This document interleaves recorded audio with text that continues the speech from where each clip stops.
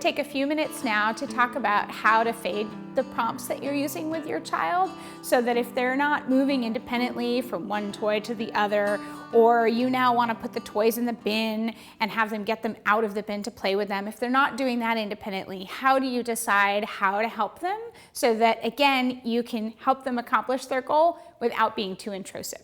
So let's take a look at each of the steps we talked about earlier. We're starting with when they approach and begin to play with the toy. So if they come up and they don't immediately begin to play with the toy, you have a few different options depending on what kind of help they need. You might start by taking their hand and helping them to put a piece in.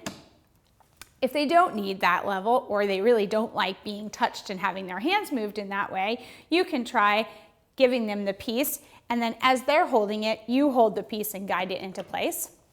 If they pick up the pieces but don't begin to put them in, you can either point or just give them a little bit of guidance and move your hand out of the way. Or it might be enough for you to just pick up a piece and model for them. If they're putting the pieces in but then they're not picking up more pieces, you can hand them the pieces one at a time as they put them in. Or you can simply put them in front of them, and as they put each piece in, put another piece in front of them. Either way, you want to pay attention to what level of help your child needs when they begin to play, and look for each time you come to begin play to really back up a little bit so that you're helping them a little bit less each time, but still starting off with some level of help so that they begin to play right away. You might need to adjust that depending on which the toy is, so really try to take some notes and pay attention to whether they're going to need some hand over hand help, or whether a model or passing them the item is enough.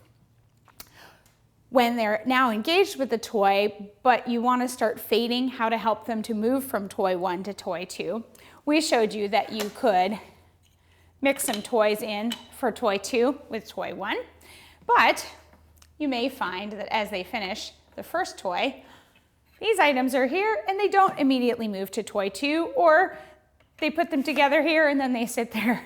So if that happens, there's a few things that you can do. Again, you can do that hand over hand, guide them over here. You can also hold on to the piece and move it over. Or you might find that just once they've picked up a piece, moving the building over a little bit is enough for them to notice it. They'll begin to put a piece on, and then you can move it back to where it was so that they can keep going. Or you might be able to just start putting a few pieces on yourself, and then pass them 1 or 2 and have them keep going. Once they're moving from piece 1 to piece 2, and then maybe to 3, and now we want to start to put the pieces away where they go, we talked about having the pieces in the drawer and still having the base on the shelf, since that's where they're used to. But what if they come up and don't begin to put the pieces in? Again, you can follow that same level where you might need to prompt them to reach in and take a piece out, put it in. Maybe you do that for a few of them, and now that your child is used to reaching in the drawer, you might just be able to move the pieces over a little closer in the drawer, and they'll still reach in and take them out to keep going, and then you can fade back until they're doing that on their own. Then when you're ready for them to actually take the entire toy out of the drawer, remember when you put it in, how you set it up is going to either make it harder or easier for them to begin to play.